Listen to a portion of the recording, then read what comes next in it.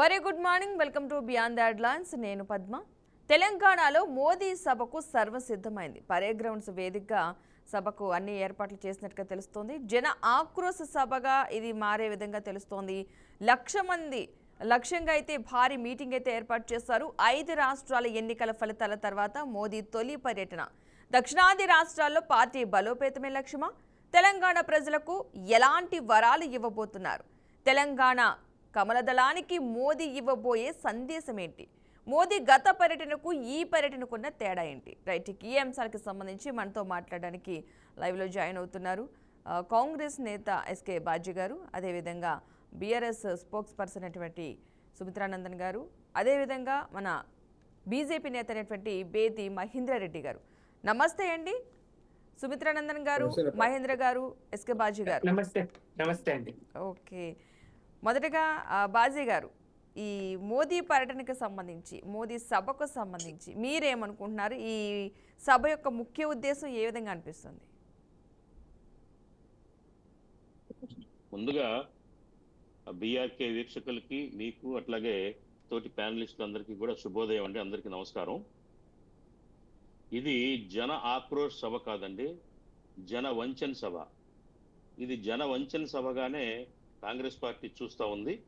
మరి నరేంద్ర మోడీ గారు మరి దాదాపు 9,600 కోట్ల రూపాయల రకరకాల ప్రాజెక్టులకి శంకుస్థాపనలు కానివ్వండి, ప్రారంభోత్సవాలు చేయాలన్న ఒక ఎజెండా ఉన్నప్పటికీ కూడా కేవలం ఏంటంటే ఇది ఈ తెలంగాణలో ఒక రాజకీయ ఒత్తిడి క్రియేట్ చేయటం కోసం లక్ష్యంగానే ఆయన వస్తున్నారు రాష్ట్రానికి.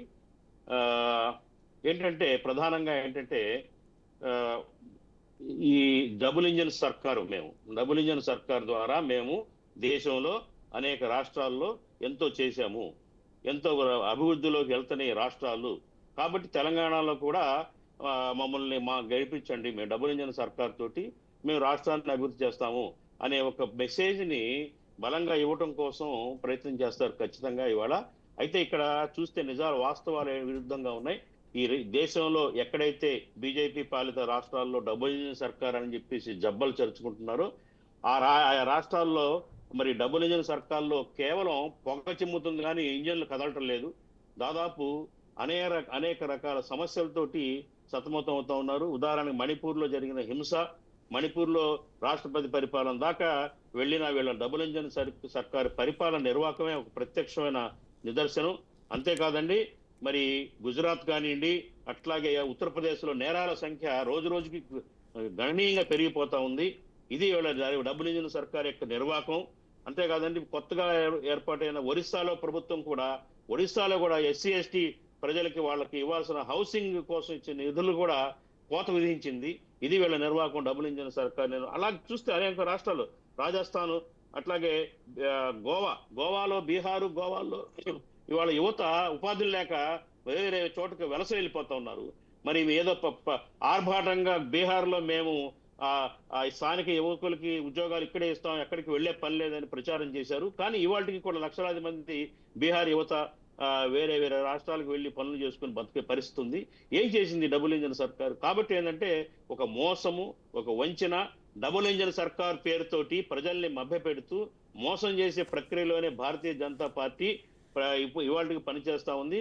అదే ఒక అస్త్రాన్ని ఇవాళ తెలంగాణలో ప్రయోగించడానికి మోడీ సన్నద్ధమై వస్తున్నారు హైదరాబాద్ కి. సో ఏంటంటే ప్రజలందరూ దీన్ని గమనించాలా. ఈ డబుల్ ఇంజిన్ సర్కార్ అన్నది కేవలం ఒక రాజకీయ ఒత్తిడి, ఒక రాజకీయ మోసము, రాజకీయంగా ప్రభావితం చేసే ఒక నినాదంగా ప్రయోగిస్తున్నారు. అట్లాగే ఏంటంటే ఇవాళ రాష్ట్రం తెలంగాణ నుంచి దాదాపు 60,000 కోట్ల రూపాయలు ట్యాక్స్ రూపంగా కేంద్రానికి చెల్లిస్తుంటే తిరిగి వస్తుంది 30,000 కోట్ల రూపాయలు మాత్రమే. మరి దీని గురించి మా ముఖ్యమంత్రి గారు రేవంత్ రెడ్డి గారు అనేక సార్లు అడ్రస్ చేసినా కానీ ఆయన స్పందన లేదు. అట్లాగే బీఆర్ఎస్ పార్టీ ఆధ్వర్యంలో నిర్మించబడిన కాళేశ్వరం ప్రాజెక్టుల మీద జరిగిన అవినీతి మీద సిబిఐ విచారణ కోసం ఎప్పటి నుంచి అడుగుతూ ఉన్నాం. దాని మీద కూడా స్పందన లేదు.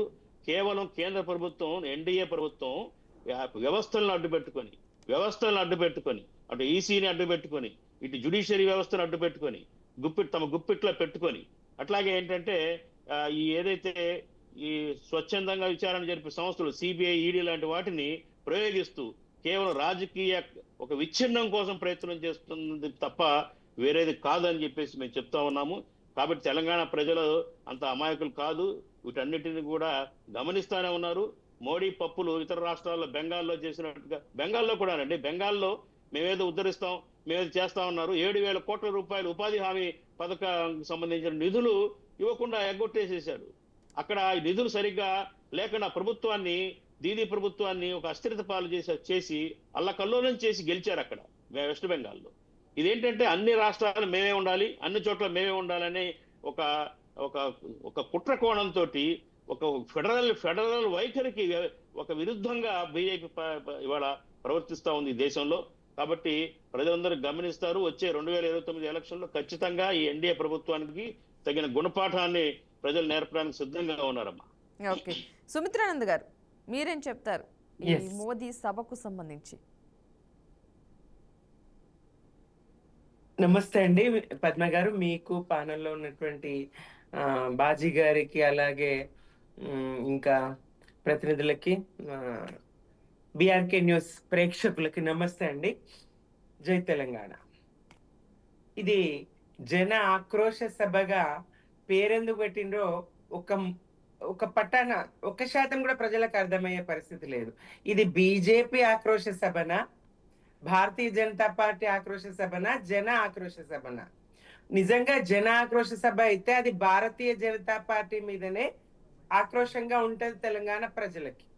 ఎందుకనంటే 8 మంది ఎంపీలను ఇచ్చిన, మరి 2 కేంద్ర మంత్రులు ఉన్న రాష్ట్రానికి అదనంగా ఒరగబెట్టింది ఏమీ లేదు. పైపెచ్చు విభజన హామీలను కూడా తుంగలో దొక్కి ఆ హామీలను కూడా నెరవేర్చని సందర్భం తెలంగాణ రాష్ట్రంలో ఉన్నది. ఒక్క ప్రాజెక్టు కూడా జాతీయ హోదా ఇవ్వకుండా పుష్కర కాలంగా మోదీ అధికారంలోకి 3వసారి వచ్చినప్పటికీ ఆయన తెలంగాణ పట్ల పూర్తి వ్యతిరేకతతోనే, రాష్ట్ర ఏర్పాటు మీదనే వ్యతిరేకత ప్రదర్శించినటువంటి తీరును మనం అనేక సందర్భాల్లో చూసినాం. పక్క రాష్ట్రం కర్ణాటకలోకి వెళ్తారు, అసందర్భంగా అక్కడ తల్లిని చంపి పిల్లను బతికించిండ్రు, బిడ్డను బతికించిండ్రు అని చెప్పేసి తెలంగాణ ఏర్పాటును గురించి మాట్లాడతారు. ఏపీ చనిపోయిందని చెప్తూనే చనిపోయిన ఏపీకి నిధుల వరద పారిస్తారు. మరి తెలంగాణకు నిండు సున్నా, గుండు సున్నానే. ప్రత్యేకంగా ₹1 తెలంగాణకు అదనంగా ఇచ్చింది లేదు. ఇందాక బాజీ గారు చెప్తూ మరి 60,000 కోట్లు ఇస్తే దానికి 30,000 కోట్లు, 30,000 కోట్లు కూడా లేదండి బాజీ గారు. 40%, 50% కాదు మనకు వచ్చింది. కేంద్రానికి మనం ఇచ్చిన దాంట్లోంచి మనకు 40% కూడా రాష్ట్రానికి తిరిగి రావడం లేదు.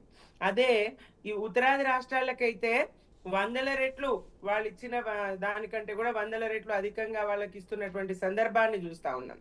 అట్లాగే మద్దతు అవసరమైంది కాబట్టి చంద్రబాబు నాయుడు కూడా అదే స్థాయిలో నిధులను ఇస్తున్నటువంటి సందర్భాన్ని, అక్కడ అభివృద్ధి కోసం చూస్తున్నటువంటి దాన్ని చూస్తున్నాం.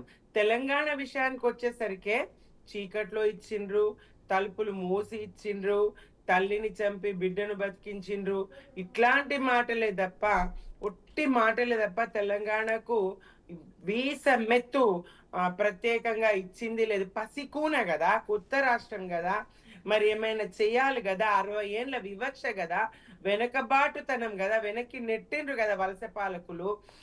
వలసల బతుకులైనాయి కదా మావి, వలస పాలనలో తెలంగాణ బిడ్డలవి వలసల బతుకులైనాయి. మరి కొంచెమన్నా మార్చడానికి, కొంచెమన్నా ప్రత్యేకంగా సాయం చేయడానికి పసికూనని వాళ్ళే చెప్పిండ్రు, తల్లిని చంపి బిడ్డను బతికించిండ్రని. మరి ఆ తల్లి చనిపోయిన ఈ బిడ్డ, పసిబిడ్డ వాళ్ళ భాషలో చెప్తే, ఈ పసికూన తెలంగాణకు బీజేపీ ఏం చేసింది ప్రత్యేకంగా? ₹1 అదనంగా ఇచ్చింది ఉన్నదా? ఎలాంటి, ఇది ఆక్రోశ సభ కాదు, ఇది ప్రజలది కాదండి. ప్రజలది ఆక్రోశం అయితే బీజేపీ మీదనే ఆక్రోశం. తప్పకుండా బీజేపీని తెలంగాణ ప్రజలు కేవలం మతం ముసుగు వేసుకొని, మతాన్ని అడ్డు పెట్టుకొని పాలన చేస్తామంటే సరికాదండి. అభివృద్ధి జరగాలి, ప్రజల ఆకాంక్షలు నెరవేరాలి. ఉపాధి హామీ పథకంలో కూడా కోత విధించిండ్రు కదా. ఉపాధి హామీ పథకాన్ని పేరు మార్చడమే కాకుండా కోత విధించిండ్రు. రాష్ట్రానికి ఏ రకంగా కూడా ఇందాకే యాడ్లో చూసినండి, వికసిత్ భారత్ కాదండి, విలపిత్ భారత్. భారత్ విలపించే పరిస్థితి. ఏ రకంగా చూసినా ప్రత్యేకంగా రాష్ట్రానికి ఇచ్చింది లేదు, దేశానికి కూడా పెద్దగా ఉనగూడిన ప్రయోజనం ఏమీ లేదండి బీజేపీ వల్ల. ఈ మూడోసారి అధికారంలోకి వచ్చిన తర్వాత కూడా మనం ఎవరికో ప్రపంచ దేశాల్లో అగ్రరాజ్యంగా మనం కూడా భారత్ ఒక సుస్థిరమైనటువంటి స్థానాన్ని పొంది ఉన్న సందర్భంలో ట్రంప్ ఎట్లా ప్రకటిస్తాడు? ట్రంప్ మీరు రష్యా నుండి చమురు కొనుగోలు చేయొచ్చు నెల రోజులు అని ఎట్లా మనల్ని ఇది చేస్తాడు? భారత్ ను ఎట్లా ఆయన నియంత్రించే ప్రయత్నం చేస్తాడు?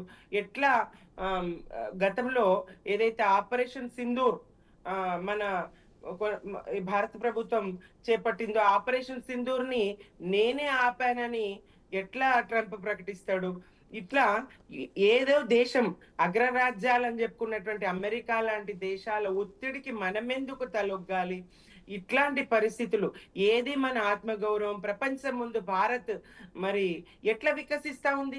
విలపిత్ భారత్ కదా, విలపిత్ ఏ రకంగా చూసినా భారత్ కు మరి నాడు గత పాలనలో నోట్ల రద్దు వల్ల గాని మరో రకంగా గాని ఏ రకంగా చూసినా 15 లక్షలు జన్ధన్ ఖాతా తెరవండి, దందన్ 15 లక్షలు ప్రతి ఒక్కరికి వేస్తా, నల్లధనం తీసుకొస్తా అని చెప్పిండ్రు. ఏ ఒక్క హామీ 2 కోట్ల ఉద్యోగాలని చెప్పిండ్రు ఏడాదిలో దేశవ్యాప్తంగా. మరి ఏవి ఉద్యోగాల జాడ లేదు, 15 లక్షలు అకౌంట్ లో వేసేటువంటి ఇది లేదు, నల్లధనాన్ని తిరిగి తెచ్చింది లేదు. ఇచ్చిన హామీలు ప్రజలకు ఏవైతే చెప్పి తొలిసారి అధికారంలోకి వచ్చిండ్రో ఇంతవరకు వాటి ఊసెత్తిన దాఖలా లేదు. ప్రత్యేకంగా ఇవాళ వస్తున్నటువంటిది కూడా రాష్ట్రానికే సంబంధించినటువంటిది ఏమి కాదు.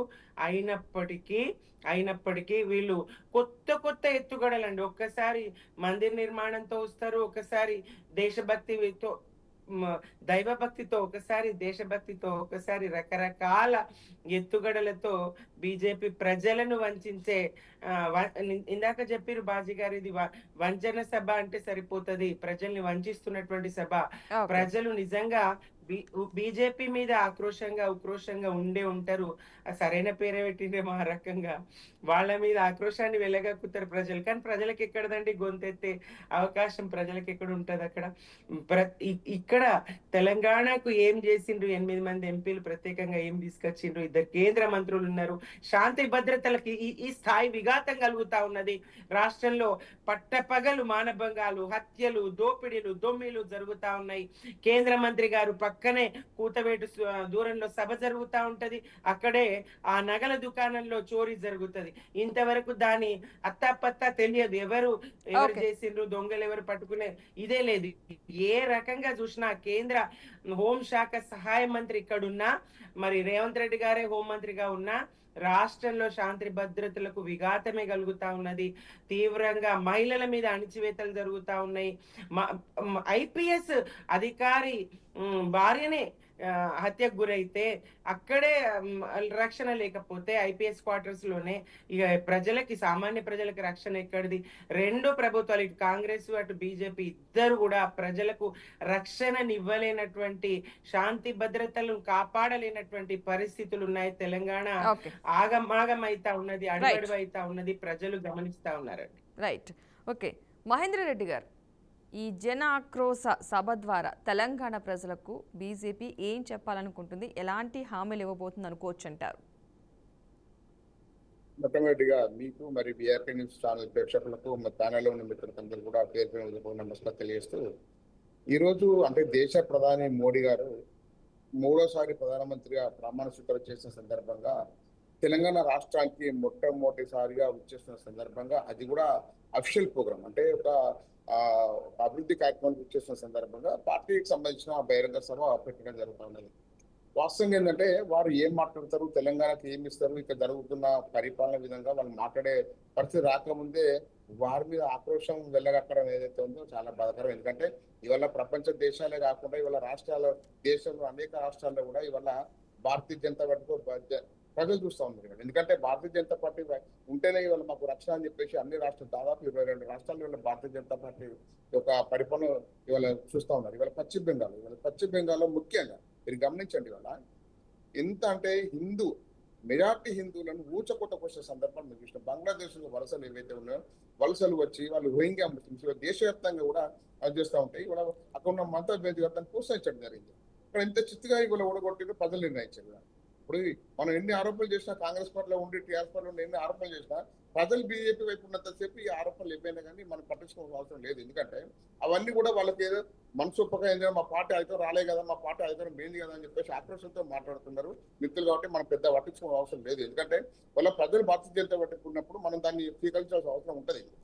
ఎందుకంటే మీరు గమనించండి, ఇవాళ రాష్ట్రంలో ఇవాళ మన మెదక్ ఎంపీ రఘునందరావు గారు ఆర్టీ కింద సమాచార హక్కు చట్టం కింద కేంద్రంకు లేఖ రావడం జరిగింది. ఏంటంటే రాష్ట్రం నుంచి ఎంత వాటా పన్ను రూపకంగా పోతుంది, ఈ రాష్ట్రానికి ఎంత వస్తుందని చెప్పేసి అంటే 87% ఇవాళ ఈ రాష్ట్రానికి ఇస్తుందని చెప్పేసి ఒక వ్రాతపూర్వకంగా గవర్నమెంట్ ఇచ్చిన కేంద్రం ఇచ్చిన పత్రం ఇది. వాళ్ళ దాన్ని కాదని చెప్పేసి మేము 100 కోట్లు ఇస్తే మీరు 30 కోట్లు ఇస్తారు అని చెప్పేసి మేము 100% ఇస్తే 30% ఇస్తున్నారని ఇప్పుడు అపక్ష అబద్ధాలు ఇవన్నీ లేక వాస్తవం ఏంటంటే ఆధారాలు ఉండి మాట్లాడాలి. వితౌట్ ఆధారం లేకుండా రఘునందన్ గారు ఇట్లా ఈ విధంగా మాట్లాడితే ఆర్టీ కింద పెట్టడం జరిగింది. పెడితే 87% ఇవాళ ఇవ్వడం జరిగింది. ఇంకా దేశానికి ఇంకా అనేక రకాల సొంత నిర్ణయాలు ఉంటాయి. ఏదైతే రక్షణ వ్యవస్థ కానీ ఇంకా రకరకాల ఇవాళ సెంట్రల్ గవర్నమెంట్ సంబంధించిన వ్యవస్థలు కానీ రోడ్లు కానీ ఇప్పుడు జాతీయ రహదారులు నిర్మిస్తున్నారు. జాతీయ రహదారులు రాష్ట్రం వాటే ఉంటుందండి చెప్పండి, జాతీయ రహదారులు వాటే ఉంటుందండి. ఇట్లా దేశం కూడా చాలా సందర్భాలలో కూడా వాళ్ళు సొంతంగా నిధులు వెచ్చిస్తూ ఉంటారు. ఇవాళ ఉపాధి గురించి మాట్లాడుతున్నారు. ఇవాళ ఉపాధిని అలా ఏదైతే ఉందో వాళ్ళు సక్రమంగా జరగట్లేదు, వాళ్ళ అవినీతి జరుగుతూ ఉన్నది. ఇవాళ పని చేయకుండా పనిచేసేటట్టు రికార్డ్ మెయింటైన్ చేస్తూ ఉన్నారు అని చెప్పేసి ఇవాళ ఆన్లైన్ చేయడం జరిగింది, జీపీఎస్ చేయడం జరిగింది, అమౌంట్ పెంచడం జరిగింది. ఇవాళ అనేక రకాల మంచి సంస్కరణలు తీసుకొచ్చారు ఉపాధి హామీలో. అది ఓర్చుకోలేరు వీళ్ళు. అంటే వాళ్ళకి చెప్పండి, వాళ్ళ దేశ ప్రధాని గారు ఇవాళ దేశాన్ని ఏ విధంగా ముందుకు వాళ్ళ దేశాన్ని రక్షించాలంటే మోడీ గారితో సాధ్యం అని చెప్పేసి ప్రజలందరూ విశ్వసిస్తుంటే ఇలా రాహుల్ గాంధీ గారి విషయంలో కానీ రాష్ట్రంలో ఇవాళ చూడండి, రాహుల్ గాంధీ గారు ఇవాళ ఇక్కడ ఎన్నో వచ్చి ప్రచారం చేయడం జరిగింది, పాదయాత్ర చేయడం జరిగింది. చేస్తే వాళ్ళు ఎన్ని 420 హామీలు ఇవ్వడం జరిగింది.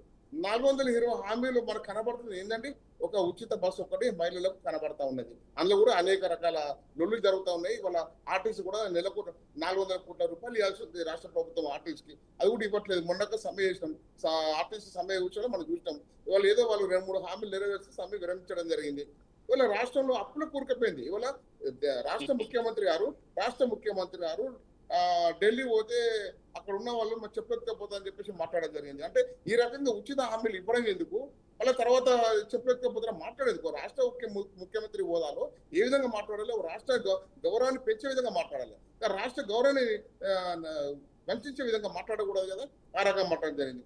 వాస్తవంగా ఈ రాష్ట్రంలో ఏంటంటే 2014లో రాష్ట్ర టీఆర్ఎస్ ప్రభుత్వం రాగానే వాళ్ళు ఏదైతే ఉందో వాళ్ళ రాష్ట్రాన్ని వాళ్ళ మిగులు బడ్జెట్ ఉన్న రాష్ట్రాన్ని వాళ్ళ అప్పుల కూరుకుపోయింది. ఎవరు చేశారంటే టీఆర్ఎస్ గవర్నమెంట్ కాదా? ఇవాళ 6 లక్షల కోట్ల చిల్లర అప్పుల కూరుకుపోయి చేశారు. తర్వాత కాంగ్రెస్ గవర్నమెంట్ మరి ఈ అప్పట్లో తీర్చాలి, మేము ఇచ్చే 420 హామీలు ఏ విధంగా అమలు పరచలేదు జ్ఞానం కాంగ్రెస్ పార్టీకి లేకుండా పోయింది. ఇవాళ ప్రజలకు మీరు గమనించండి, ఇవాళ ప్రజలకు ఏం జరుగుతుంది అనేది చూడాలి. ఇవాళ ప్రజలకు ఏం జరగట్లేదు ఇవాళ రాష్ట్రంలో.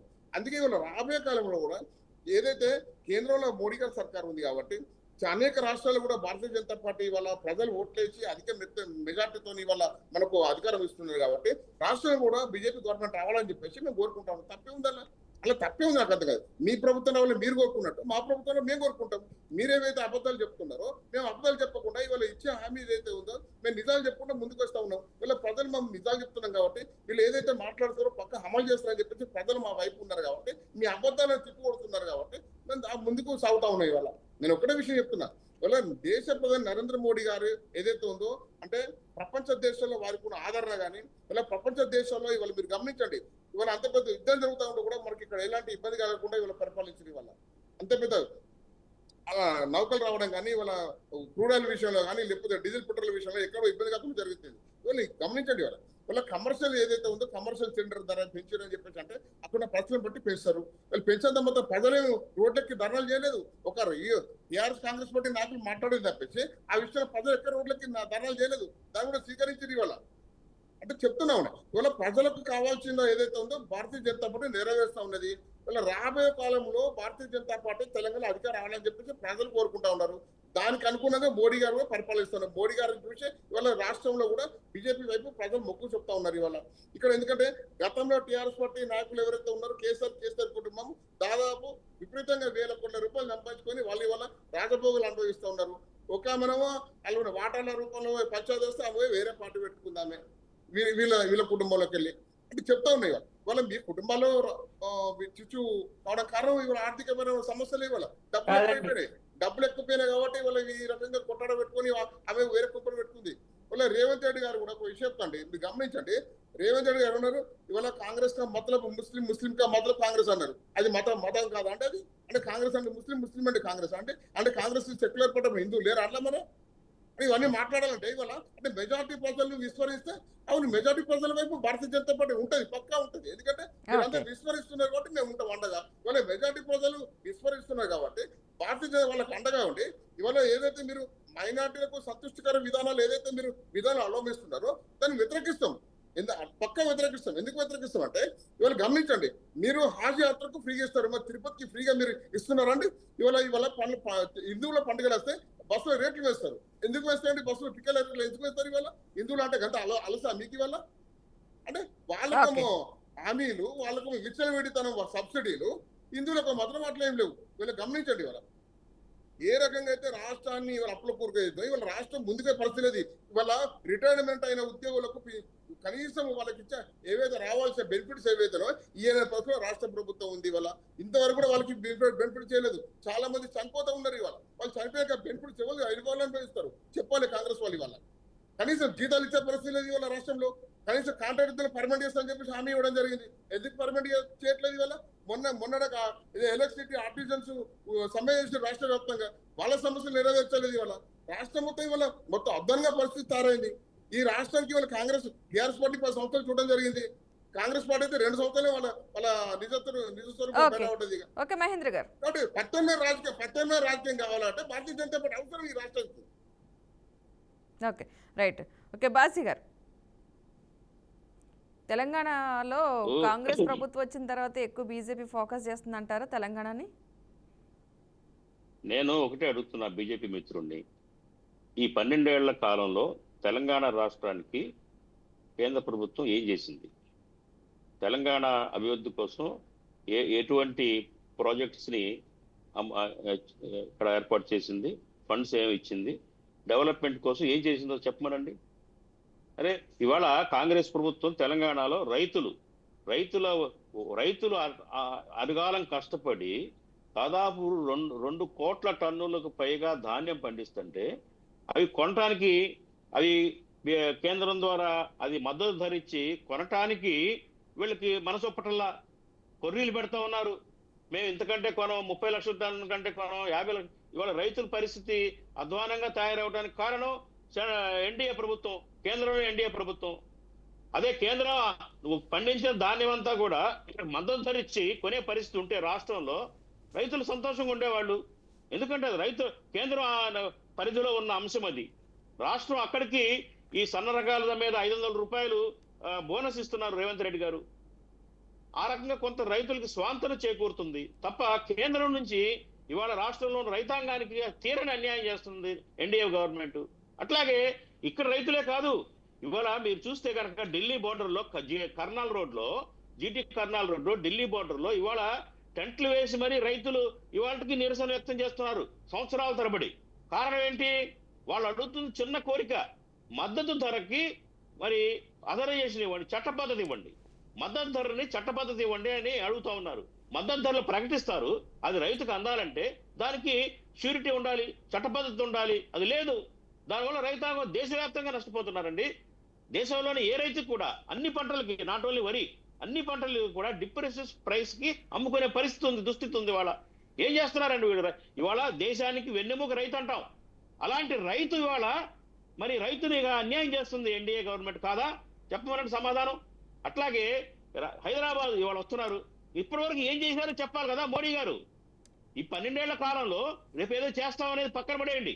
ఈ 12 ఏళ్ల కాలంలో హైదరాబాద్ అప్పుడు బీఆర్ఎస్ గవర్నమెంట్ లో ఉన్నప్పుడు కానివ్వండి, ఇప్పుడు కాంగ్రెస్ గవర్నమెంట్ లో ఉన్నప్పుడు కానివ్వండి, ఏం చేశారు?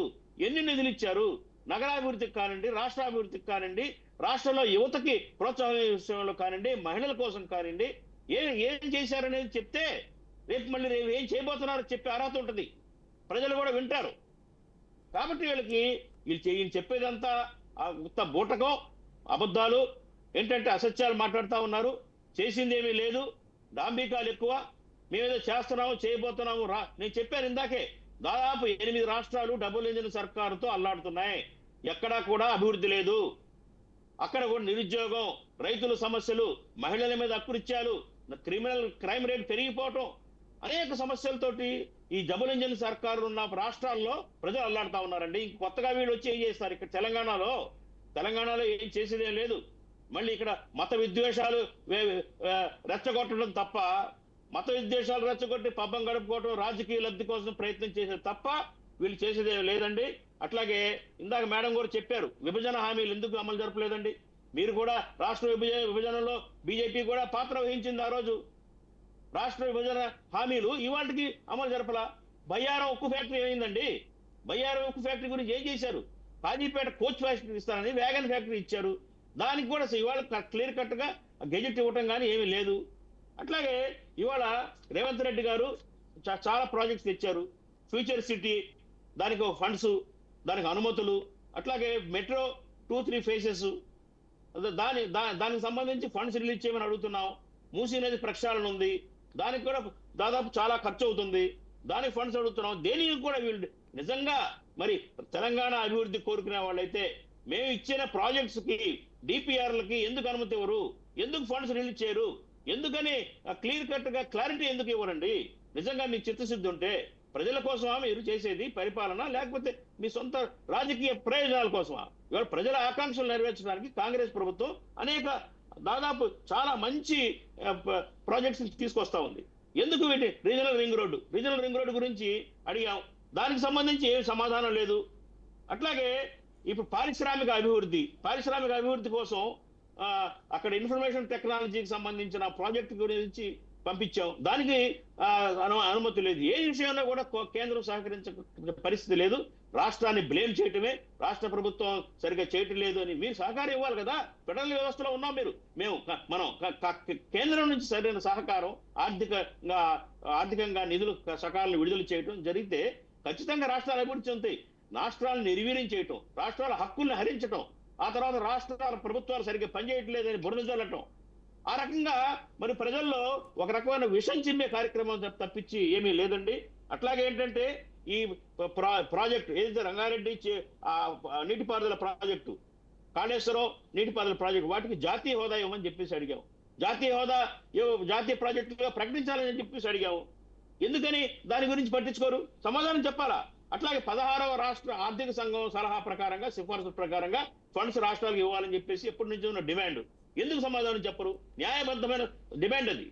ఎందుకంటే ఇక్కడ నుంచి ఇందాక మేడం గారు కూడా చెప్పారు, ఇక్కడ మనం కట్టే ట్యాక్సెస్ 60,000 కోట్లు ఉంటే ఇచ్చేది అరకొరగా 40% ఇస్తున్నారు. అదే బీహారు, యూపీ రాష్ట్రాల్లో మరి దాదాపు 200%, 300% అధికంగా. ఇది ఎక్కడ న్యాయం అండి చెప్పండి? జనాభా దామాషాగా మరి నిధులు విడుదల చేయాలా? ట్యాక్సులు కట్టిన దాని మీద ప్రకారంగా నిధులు న్యాయంగా విడుదల చేయాలా? ఇవన్నీ చేయకుండా రాష్ట్రంలో కాంగ్రెస్ ప్రభుత్వం ఏదో అధ్వానంగా ఉంది ఇవన్నీ మాట్లాడతారేంటండి? మీరు చేసింది ఏదో చెప్పండి. కేంద్రంలో ఇక్కడ 2 మంత్రుల్ని పెట్టారు, కేంద్ర మంత్రులు 2 ఉన్నారు. ఏం చేశారు? ఏమి ఇచ్చారు? ఏం ప్రగతి సాధించారు? ఇవాళకి కూడా హైదరాబాద్ మురుగునీటి పారుదల వ్యవస్థ ప్రక్షాళన కోసం, దాన్ని డెవలప్ చేయడం కోసం ఒక ప్రాజెక్టుని ఇచ్చాం. దానికి సహాయం చేయమని అడిగింది రాష్ట్ర ప్రభుత్వం. దానికి నిమ్మకు నీరెత్తినట్టు ఉన్నారు. ఏమి సహకరించరు? కేంద్రం నుంచి ఏమి సహకారం అందించకుండా మీరు ఏ ముఖం పెట్టుకుని వాళ్ళ రాష్ట్రంలో పర్యటించి మేము ఇచ్చేయబోతున్నాం అని చెప్పే అర్హత మీకేముంటుందండి? కాబట్టి ఇది ఆలోచించుకోండి. ప్రజలందరూ గమనిస్తా ఉన్నారు. ప్రజలే ఉన్నారు, పిచ్చోళ్ళం కాదు. ప్రజలకు తెలుసు ఏం జరుగుతుంది, ఏంటి, కేంద్రం యొక్క వ్యవహార శైలి ఎలా ఉంది, మోడీ గారి వ్యవహార శైలి ఎలా ఉంది. రాష్ట్రం మీద నేను మరీ చెప్తున్నాను, దేశ రాజకీయాల గురించి మాట్లాడను. ఇంటర్నేషనల్ అంశాల్లో చాలా అంశాలు ఉన్నాయి, మోడీ ఫెయిల్యూర్స్, కానీ మాట్లాడను. నేను తెలంగాణ రాష్ట్రానికి బీజేపీ ఏం చేసింది, తెలంగాణ రాష్ట్రానికి ఇప్పటి వరకు కూడా ఏ సహకారం అందించింది కేంద్రం నుంచి, అది సమాధానం చెప్పాల్సిన బాధ్యత ఉంది ఇవాళ. మీ హైదరాబాద్ అడుగు పెట్టబోయే ముందు. తర్వాత మీరు చెప్పండి, నమ్ముతారు. కాబట్టి ఇదంతా గుడ్డగాల్చి ముఖం మీద వేసే ప్రయత్నాలు మానేయండి. ఈ విధంగా కాకుండా ఇవే కాకుండా ఇవాళ యూరియాలో కూడా చాలా సబ్సిడీలు, ఇవాళ యూరియా సబ్సిడీలు కేంద్ర ప్రభుత్వం ఇవ్వకుంటే ఇవాళ రైతుల పరిస్థితి అగమగోచరంగా ఉంటుంది. అదేవిధంగా రాష్ట్రంలో ఇవాళ ఏదైతే పంట నష్టపోయిన రైతులకు అప్పుడున్న టీఆర్ఎస్ ప్రభుత్వం కానీ ఇప్పుడున్న కాంగ్రెస్ ప్రభుత్వం కానీ ఇవాళ అకాల వర్షాలు కానీ లేకపోతే గాల్దుమార కానీ ఇవాళ మొన్న మాటపల్లి రాలిపోయిన వీళ్ళు కనీసము అక్కడ ఉన్న రెవెన్యూ అధికారులు కానీ అక్కడ ఉన్న పంచాయతీరాజ్ అధికారులు కానీ అక్కడ సందర్శించి ఇవాళ వాళ్ళకు అక్కడ ఏదైతే నష్టపరిహారం ఇవ్వాల్సిన బాధ్యత ఉంటుంది. అప్పుడున్న 10 సంవత్సరాలు వాళ్ళు ఇవ్వలేదు, ఇప్పుడున్న కాంగ్రెస్ ప్రభుత్వం ఇవ్వలేదు. రైతులు ఆవేదన చేస్తా ఉన్నారు. ఇవాళ మీరు గమనించండి, ఇవాళ ఐకేపీ సెంటర్ల దగ్గర ఇవాళ మాట్లాడుతున్న ఐకేపీ సెంటర్ దగ్గర వాస్తవంగా ఐపీసీ సెంటర్ దగ్గర మొత్తం నిధులు ఇచ్చేది మొత్తం కేంద్ర ప్రభుత్వమే. తాళ్ళతో సహా ఇవాళ ప్రతి ఒక్కదానికి ఈ సెంటర్ గవర్నమెంట్ ఇస్తున్నది. ఇక్కడ మీరు ఇలా ఐకేపీ సెంటర్ దగ్గర సరైన టైంకు మీరు కొనకాయ వల్ల రైతులు ఇబ్బంది పెట్టి వాళ్ళు నష్టపరిచేది వాళ్ళ రాష్ట్ర ప్రభుత్వం. ఇవాళ ఏ ఒక్క రైతు కూడా ఇవాళ కేంద్రం మాకు అన్యాయం చేస్తుందని చెప్పేసి గతంలో టీఆర్ఎస్ ప్రభుత్వం కానీ ఇప్పుడున్న కాంగ్రెస్ ప్రభుత్వం ఏదైతే ఉందో వాళ్ళు తప్పేసి అండర్ తప్పేసి మాకు కేంద్రం అన్యాయం చేస్తూ ఉన్నది. కేంద్ర ప్రభుత్వం మీద ఏరో ఒక రైతు కూడా తెలంగాణ రాష్ట్రంలో ఇంతవరకు నిరసన ధర్నా చేసిన సందర్భం లేదు రైతులు. ఇవాళ మీరు గమనించండి, ఇవాళ ఎక్కడ చరిత్ర మొత్తం చేయండి. ఇవాళ కేంద్ర ప్రభుత్వం మాకు అన్యాయం చేసిన ఏ ఒక్క రైతు రోడ్ ఎక్కలేదు. ఇవాళ తెలంగాణ రాష్ట్రంలో మీరు మాట్లాడలేరు, మీరు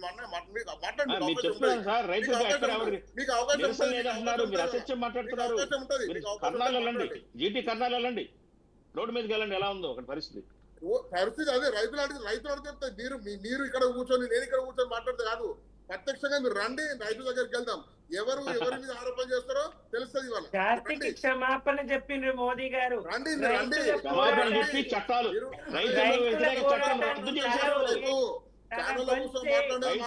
రద్దు చేశారండి. సెంటర్ దగ్గరికి వెళ్దాం, రైతుల దగ్గరికి తెలుసుకోండి. రైతు ఆత్మహత్యలు ఎవరు చేస్తున్నారు, ఎవరి వల్ల మేము ఆత్మహత్య చేస్తున్నాం, ఎవరి వల్ల ఆత్మహత్య చేస్తున్నాం అనే విషయం కూడా వాళ్ళు చెప్తున్నారు. చాలా మంది ఇప్పుడు 2 సంవత్సరాల కాంగ్రెస్ ప్రభుత్వంలో కూడా చాలా మంది రైతులు ఆత్మహత్య చేసుకుంటున్నారు. కానీ రాష్ట్ర ప్రభుత్వం నిర్లక్ష్యంతో ఆత్మహత్య చేసుకుంటున్నారు. కేంద్ర ప్రభుత్వం నిర్లక్ష్యం కాదు, కేంద్ర ప్రభుత్వం రావాల్సిన వాటా 100% వాస్తవం ఉన్నాయి. ఎవరు కూడా రైతు కేంద్ర ప్రభుత్వం విమర్శించట్లేదు, ఇక్కడ రాష్ట్ర ప్రభుత్వాన్ని విమర్శిస్తున్నారు. రాష్ట్ర ప్రభుత్వం మీద ఇవాళ సుసైనుడు రాసిపోతా ఉన్నారు. ఇవాళ రేవంత్ రెడ్డి గారి పరిపాలన కానీ గతంలో కేసీఆర్ పరిపాలన సుసైనుడు రాసి చనిపోతా ఉన్నారు. ఇవన్నీ మా ప్రత్యక్షంగా మీడియాలో విషయం. ఇవన్నీ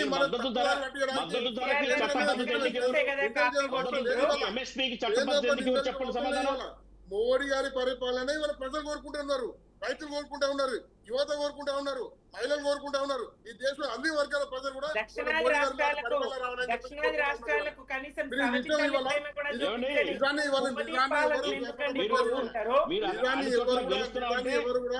ఎన్ని అడ్డంకులు వచ్చినా ఎన్ని అడ్డంకులు ఇవాళ ఇచ్చారు. భారతీయ జనతా పార్టీ రాష్ట్రానికి ఇవాళ శ్రేయస్సు భారతీయ జనతా పార్టీ వస్తేనే మా బతుకులు బాగుంటాయని చెప్పేసి తెలంగాణ ప్రజలు కోరుకుంటా ఉన్నారు. మీరు మన ఇలా కూర్చున్నా కాదు, ఇవాళ ప్రజలు కోరుకుంటా ఉన్నారు. ప్రజలు ఇవాళ ప్రభుత్వం రావాలని కోరుకుంటా ఉన్నారు. మోడీ గారి సభ తర్వాత ప్రధానమంత్రి మోడీ గారి సభ తర్వాత తెల్లారి నుంచి ఉన్న ప్రభుత్వం కానీ గతంలో భారతీయ జనతా పార్టీకి అందరూ దేశంలో ఉన్న 22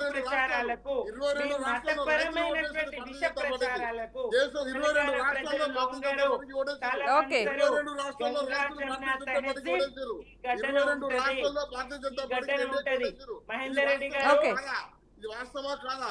22 రాష్ట్రాల్లో భారతీయ జనతా పార్టీ రైతులు ఓటేసారండి. వల్ల రైతులు ఓటేస్తే ప్రభుత్వాలు ఏర్పడ్డాయి. ఇక్కడ కూడా ప్రభుత్వం ఏర్పడుతుంది. ఎన్ని అబద్ధాలు ఇక్కడ కూర్చొని మాట్లాడినా ప్రజలు నమ్మే పరిస్థితి లేదు. మిమ్మల్ని మోసపోయారు ప్రజలు నమ్మి మోసపోయారు. మళ్ళీ మోసపోవడానికి మళ్ళీ మోసపోవడానికి సిద్ధంగా లేరు.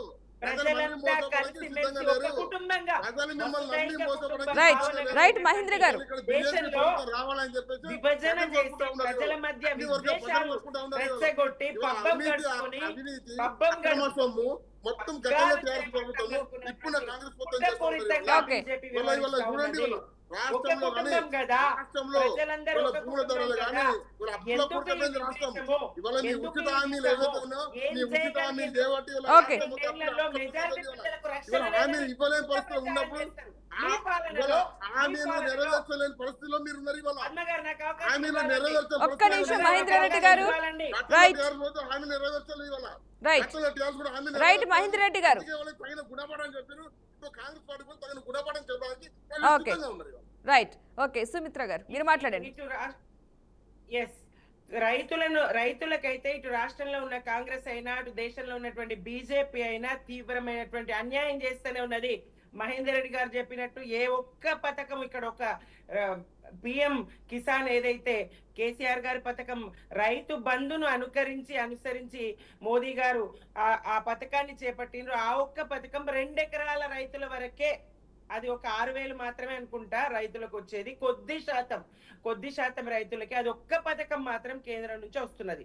వడ్లు బీఆర్ఎస్ హయాంలో కూడా యాసంగి వడ్లు వీళ్ళు కొనలేదు. యాసంగి వడ్లు వీళ్ళు నూక శాతం ఉన్నది, అది ఉన్నది, ఇది ఉన్నదని సాకు చూపిస్తూ బాయిలర్ కింద కొంటామంటే మరి నష్టపోయే అవకాశం ఉంది. కాబట్టి రాష్ట్రాలే భరించి మరింత అప్పుల భారం రాష్ట్రాల మీద పెరిగేటట్టుగా, నాడు మా మీద పెరిగేటట్టుగా చేసింది కేంద్రం. కావాలని ఎక్కడైతే ప్రాంతీయ పార్టీలు, బలమైన ప్రాంతీయ పార్టీలు ఉన్న చోట, ముఖ్యంగా దక్షిణాది రాష్ట్రాల్లో వివక్షతోని వీళ్ళు బీజేపీ రూపాయి విదల్చకుండా ఇబ్బంది పెడుతూ అడుగడుగున ఆటంకాలు సృష్టిస్తూ మరి రాష్ట్రాలను ఇబ్బంది పెట్టినాయి, ప్రజల్ని ఇబ్బంది పెట్టినాయి. ఏ ఒక్క పథకం, ఇందాక పెన్షన్ అంటారు, ఏ రైతు ఒక్క రైతును చూపించగలరా? కేంద్రం నుంచి రైతులకు వచ్చిన పెన్షన్ ఏ ఒక్క రైతునన్నా వీళ్ళు చూపించగలరా? అదే సహచట్టంతోని వీళ్ళు ఆ లిస్టు జాబితా తీసి పెట్టమనండి ఎంత మందికి వచ్చిందో. అన్ని అబద్ధపు ప్రచారాలు, రైతుకు ప్రత్యేకంగా. ఇంకోటి యూరియా, ఆగండి మహేందర్ రెడ్డి గారు, ఆగండి. యూరియా ఏ మేరకు పాపం యుద్ధాలే జరిగినాయి కదా, పోలీస్ స్టేషన్లలో యూరియా పంపిణీ చేయాల్సినటువంటి పరిస్థితి ఏర్పడ్డది కదా. రైతన్నల గోస తెలియదా? రైతన్నల పరిస్థితి తెలియదా? 8 మంది వాళ్ళుండి 2 కేంద్ర మంత్రులుండి ఇటు రాష్ట్రాన్ని హెచ్చరిక చేసి యూరియా ముందస్తు మరి దిగుమతి చేసుకోకుండా ఈ రాష్ట్ర ప్రభుత్వం అయినా ఆ కేంద్ర ప్రభుత్వం అయినా యూరియా గోస తెలంగాణ రైతులకు ఏ స్థాయిలో ఉండే, ఇక ముందు కూడా తప్పుతుంది ఈ గోస అని నేను అనుకోను. యూరియా విషయానికి వస్తే అది ఇక పెన్షన్లు అన్నారు, ఏవో అన్నారు, అంతా ఉత్తదే. ఒక్క పథకం, ఒక్క పథకం 6,000 పథకం మాత్రమే ప్రజలకు, తెలంగాణ ప్రజలకు. అది కూడా కేసీఆర్ గారు ఏ మేనిఫెస్టోలో పెట్టకుండా మా ప్రభుత్వము ఏ రైతు దండం పెట్టలేదు, దరఖాస్తు చేయలే.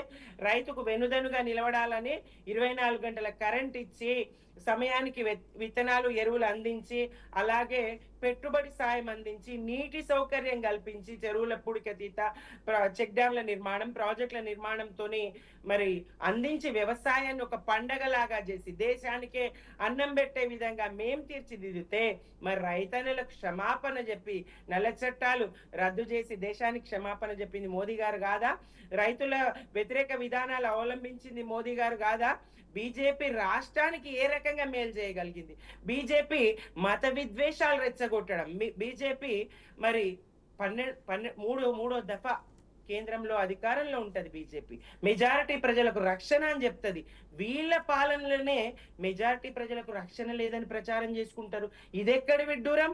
గతంలో ఎప్పుడైనా ఇలాంటి ప్రచారం జరిగిందా? మెజారిటీ ప్రజలైనటువంటి హిందువులకు రక్షణ లేదు అనేటువంటి ప్రచారం మీ పాలనలోనే ఎందుకుంటది? మీ అసమర్థతనా, మీ చేతగానితనమా? ఎందుకు హిందువులకు రక్షణ లేదని ప్రచారం చేస్తారు? బీజేపీయే ఉన్నది కదా కేంద్రంలో, మరి ఎందుకు రక్షణ ఉంటది? ఇట్లాంటి ఒక కుటుంబంగా వసుదైక కుటుంబం అనేటువంటి భావన ప్రపంచవ్యాప్తంగా ఎత్తుతున్నటువంటి సందర్భంలో, అటువంటి సమయంలో ఇప్పుడు విభజించి పాలించు మతాల మధ్య ఘర్షణ, చిచ్చు, దేశంలో ఒక ప్రచన్న యుద్ధానికి ఎందుకు కారణమైతుంది బీజేపీ? ఈ అశాంతి అలజడి కారణం ఎందుకు బీజేపీ అవుతుంది?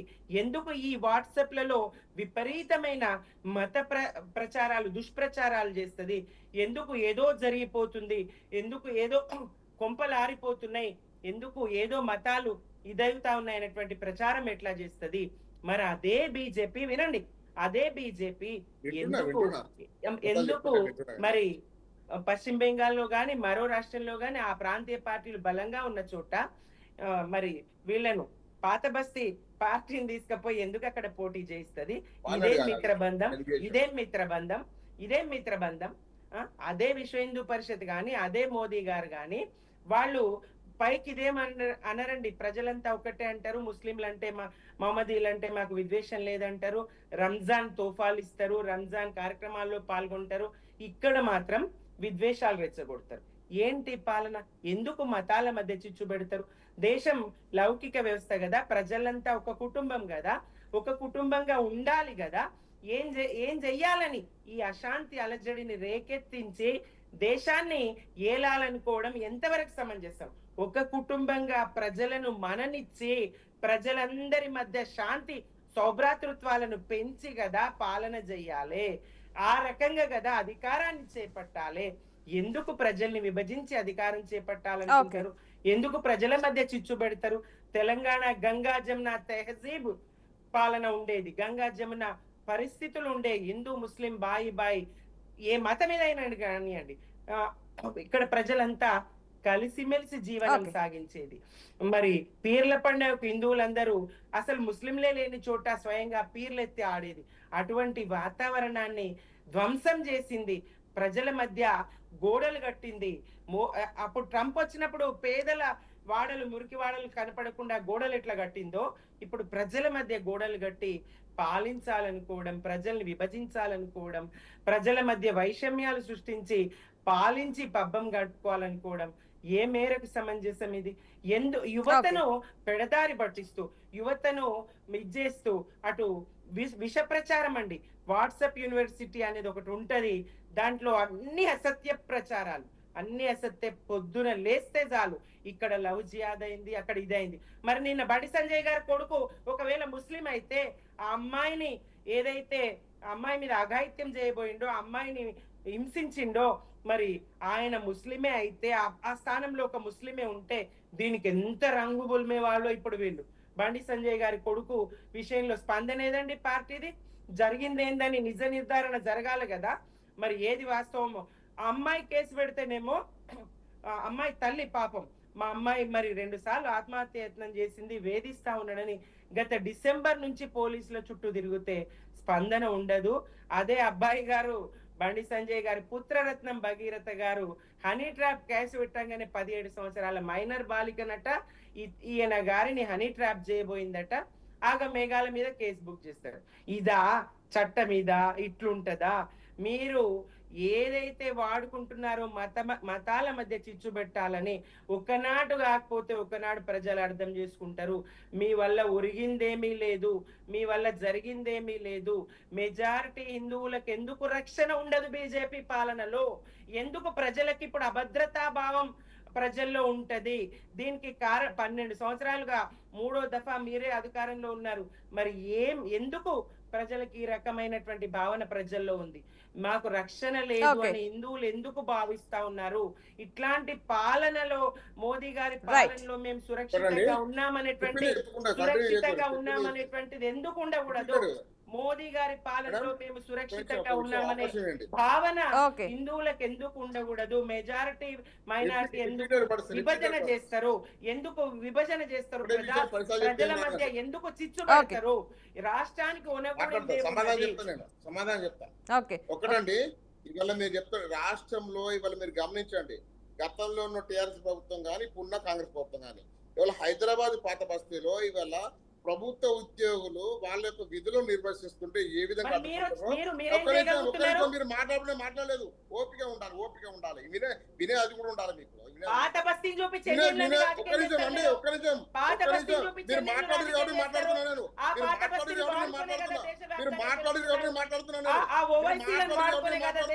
ఓకే సుమిత్ర గారు ఒక్క నిమిషం.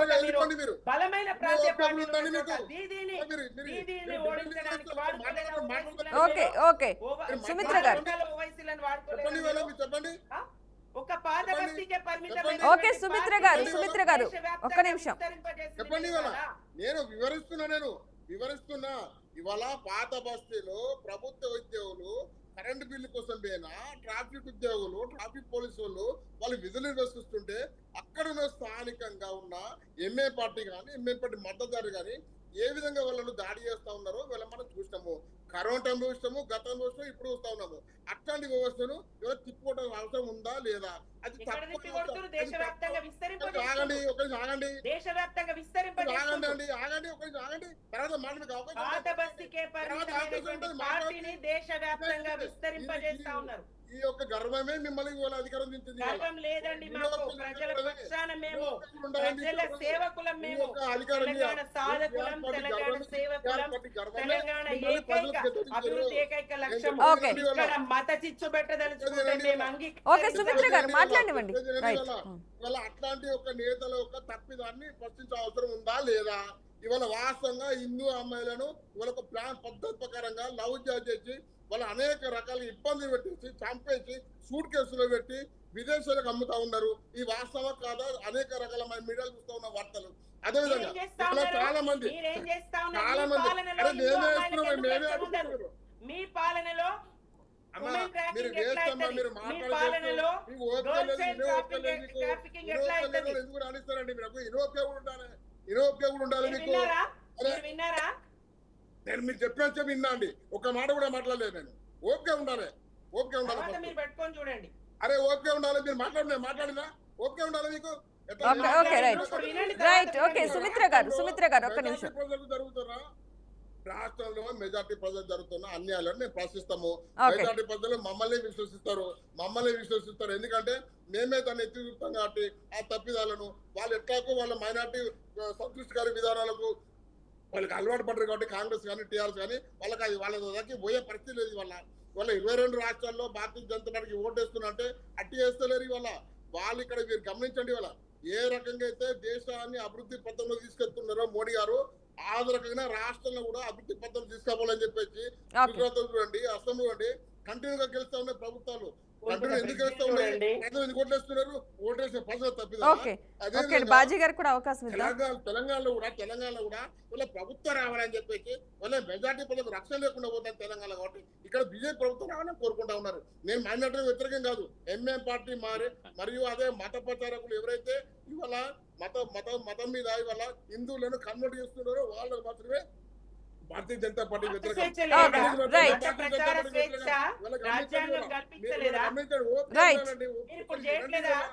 హిందూ మత ప్రచారం జరుగుతలేదా? ఒక్క నిమిషం ఏంటండి, ఇవాళ సుప్రీంకోర్టు చెప్పింది ఇవాళ మీరు ఎస్సీగా ఉండి వీళ్ళ కన్వర్ట్ అయితే మీ సర్టిఫికేట్ రద్దు చేయాలని చెప్పి చెప్పింది. ఇవన్నీ మీ సుప్రీంకోర్టు చెప్పిన గైడ్లైన్స్ కూడా మీరు పాటించకుండా ఇవాళ ఇక్కడ మత ప్రచారం అక్రమంగా ఒక ఇల్లు ఉంటే ఒక గ్రామంలో ఒక ఇల్లు ఉంటే ఒక చర్చి నిర్మిస్తూ ఉంటారు. ఇవాళ ఒక ఇల్లు ఉంటే ఒక చర్చి నిర్మిస్తూ ఉంటారు. ఒక చర్చి నిర్మించి ఆ గ్రామంలో సగం మంది ఇవాళ క్రైస్తవులు సుమిత్ర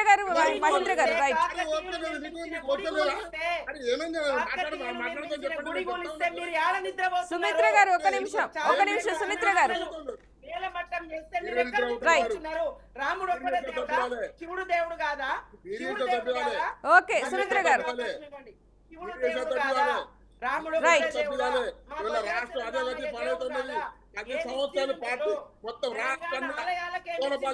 సుమిత్ర గారు మహేంద్ర గారు రైట్ ఒక్క నిమిషం. బాజీ గారు కూడా మాట్లాడాలి. మాట్లాడిన తర్వాత మీరు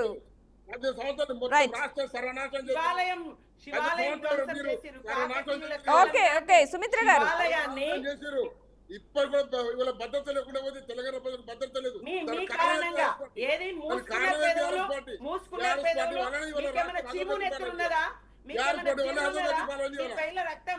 సరే రైట్ సుమిత్ర గారు ఓకే సుమిత్ర గారు మహేంద్ర గారు రైట్ సుమిత్ర గారు మహేంద్ర గారు ఓకే డన్ రైట్. బాజీ గారు మీరు చెప్పండి.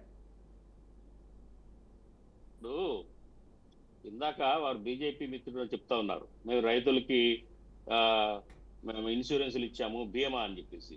అకాల వర్షాలకి మన తెలంగాణలో గత 3-4 ఏళ్ల నుంచి పంట తడిసి పాడైపోయి రైతులు గోచ పెడుతుంటే ఎప్పుడైనా ఏనాడైనా ఒక్క రైతుకు కూడా బీమా కానీ ఏం రాలేదండి. రాలేదు, ఒక్క రూపాయి రాలేదు. ఇప్పుడు కూడా 2-3 రోజుల క్రితం కూడా వర్షాలకి తడిసిపోయి పంట అల్లాడిపోతా ఉన్నారు రైతులు పాపం. ఇప్పటికీ కూడా కేంద్ర ప్రభుత్వం చొరవ లేదు. ఇంకొకటి ఏంటంటే, నేను ఒకటే సూటి ప్రశ్న, రైతులకు మద్దతు ధర ఇస్తున్నారు. ఆ మద్దతు ధర న్యాయంగా అందాలంటే దానికి చట్టబద్ధత ఉండాలా? దానికోసం ఢిల్లీ బోర్డర్ లో రైతులు పోరాటం చేశారు. ఎందుకు చట్టబద్ధత కల్పించలేదు అనే దానికి వాళ్ళ సమాధానం చెప్పాలి రైతుల గురించి మాట్లాడే ముందు వీళ్ళు. అట్లాగే పంటలు కానీ మద్దతు ధరతో సేకరణ అదంతా కూడా కేంద్రం పరిధిలో అంశం. ఒకసారి వరి వద్దంటారు, ఒకసారి వేయమంటారు. ఇవన్నీ కూడా ఒక అస్తవ్యస్తమైన విధానంతో కేంద్రం నడుపుతా ఉంది. ఇవాళ మళ్ళీ ఇంకొక ముఖ్యమైన పాయింట్ చెప్తా వినండి. ఇవాళ దేశవ్యాప్తంగా కూడా కార్పొరేట్ సెక్టార్లలో ఉన్న ఇథనాల్ ఫ్యాక్టరీలకి మేలు చేయడం కోసం వరి పంటనంతా తీసుకెళ్లి పండించిందంతా ఇథనాల్ ఫ్యాక్టరీలకి ఇచ్చే ప్రణాళిక పెట్టింది. ఈ సంవత్సరం నుంచి అమలు చెప్తుంది కేంద్రం. ఏదైతే ప్రొక్యూర్మెంట్ చేసిన రైస్ ఉందో దాన్ని మొత్తాన్ని ఓఎంఎస్ఎస్ స్కీమ్ కింద ఇథనాల్కి, అంటే ఎందుకు పెట్రోల్లో 20% ఇథనాల్ కలపాలన్న ఒక దాని నిమిత్తం ఇవాళ నితిన్ గడ్కరీకి కూడా పెద్ద ఇథనాల్ ఫ్యాక్టరీ ఉంది. ఆ ఇథనాల్ ఫ్యాక్టరీల ఓనర్లందరూ కూడా వీళ్ళే బీజేపీ వాళ్ళు, పెద్ద పెద్ద కార్పొరేట్ సెక్టార్స్. వాళ్ళకి మేలు చేయటం కోసం రైతులు పుట్టకొడుతుంది ఇవాళ కేంద్ర ప్రభుత్వం. ఇది ప్రజలు గమనించాల్సిన అవసరం ఉంది. అట్లాగే ఇంకొక మాట, ఆయన ఇందాక అన్నాడు, కాంగ్రెస్ రేవంత్ రెడ్డి గారు ముస్లిమే కాంగ్రెసే ముస్లిం అని చెప్పేసి అంటున్నారని చెప్పేసి. ఆయన చెప్పిన అర్థం అది కాదు. కాంగ్రెస్ పార్టీ ముస్లింస్ పక్షాన ఉంటుంది, ఎప్పుడు కూడా ముస్లింస్ సపోర్ట్ చేస్తుంది అనే అర్థాన్ని చెప్పేటట్టు ఆయన చెప్తే వక్రీకరించి వీళ్ళు రకరకాలుగా భాష్యాలు చెప్తా ఉన్నారు. ఎప్పుడు ఎలక్షన్ జరిగినా కానీ ఏదైనా మామూలుగా జరుగుతున్నాయండి. ఇవాళ దేశ ప్రజలు పిచ్చోళ్ళ, ఎక్కడో బాంబు పేరుద్ది, ఎక్కడో ముస్లిం వ్యతిరేక విధానాలు, ఏదో ఒక విద్వేషమైన విధానాల మధ్యలోనే ఎలక్షన్స్ జరుగుతున్నాయి. ఇది తెలుసుకోలేనంత పిచ్చోళ్ళు కాదు దేశ ప్రజలు. ముస్లింస్ ఏం ప్రజలు ఈ దేశ ప్రజలు కాదా? ఈ దేశ పౌరులు కాదా? మైనారిటీలు ఈ దేశ పౌరులు కాదా? వాళ్ళు పన్నులు చెల్లించట్లేదా? వాళ్ళు సేవ చేయట్లేదా ఈ దేశానికి? వాళ్ళు ఈ దేశ ఫలాలను అనుభవించే హక్కు వాళ్ళకి లేదా? వీళ్ళు మాట్లాడితే ముస్లింస్ అనే బూచి చూపించి పబ్బం గడుపుకుంటున్నారు, రాజకీయ లబ్ధిని పొందుతున్నారు. హిందుత్వ విధానంతో ముస్లింస్ హిందువులు బాయిగా బతుకుతున్న ఈ దేశంలో ముస్లింస్ ఒక అంటరాని వాళ్ళుగా చిత్రీకరించి హిందూ ఓట్లని మరి కన్సల్టేట్ చేసి గెలుస్తున్నారు వీళ్ళు. ఎస్ఐఆర్ రేపు చూడండి, ఎస్ఐఆర్ లో ఉన్న అక్రమాల వల్లే ఇవాళ బెంగాల్లో వీళ్ళు గెలిచారు. ఒక్కొక్క రాష్ట్రంలో 90 లక్షల ఓట్లు, మన తెలంగాణ కూడా లక్షలాది ఓట్లు తీసేస్తా ఉన్నారు. వాళ్ళకు వ్యతిరేక ఓట్లన్నీ కూడా తొలగించి గెలుస్తున్నారు వీళ్ళు. హిందుత్వం అని చెప్పేసి ముస్లింస్ విద్వేషాలు రెచ్చగొట్టి గెలుస్తున్నారు తప్ప వేరే ఏమీ లేదండి. వీళ్ళు చేసిన అభివృద్ధి కానీ, వీళ్ళు చేసిన పథకాలు కానీ, వీళ్ళు ప్రజా సంక్షేమ విధానాలతో గెలవట్లే వీళ్ళు. ఈ దేశ ప్రజలందరూ గమనిస్తున్నారు, ప్రపంచం యావత్తు గమనిస్తా ఉంది వీళ్ళ వైఖరి ఏంటో. వీళ్ళకి దగ్గర పడిన రోజులు, దగ్గర పడిన వీళ్ళకి ప్రజలు తెలుసుకొని బుద్ధి చెప్తారు ఖచ్చితంగా. కాబట్టి ఇవాళ వాస్తవాలు తెలుసుకోవాలా.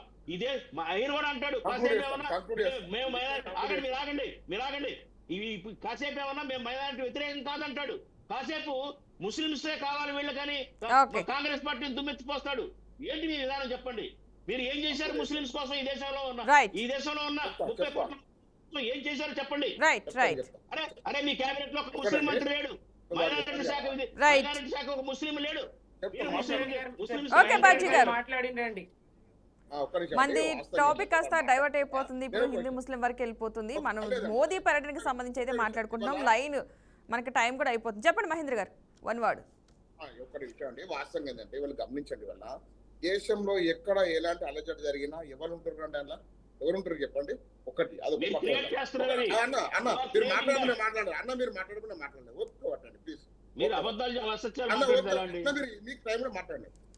అదొకటే కాకుండా ఇవాళ భారతదేశంలో అనేక రాష్ట్రాల్లో భారతీయ జనతా పార్టీ ప్రభుత్వం ఏర్పడుతుందంటే ఒక హిందువులు వేస్తున్నారంటే వాళ్ళ ముస్లిం ప్రజలు కూడా చాలా మంది ఇవాళ దేశభక్తి ఉన్న ముస్లింస్ అందరూ కూడా వాళ్ళ భారతీయ జనతా పార్టీ నడుస్తూ ఉన్నారు. భారతీయ జనతా పార్టీ కూడా మాకు మైనారిటీ మోర్చా ఉంది. బాజీ గారు, సుమిత్ర గారు, మహేంద్ర రెడ్డి గారు, థ్యాంక్ యూ సో మచ్. మనకున్న టైం చాలా వరకు అయిపోయింది. So thank you so much అండి డిబేట్లో పాల్గొన్నందుకు.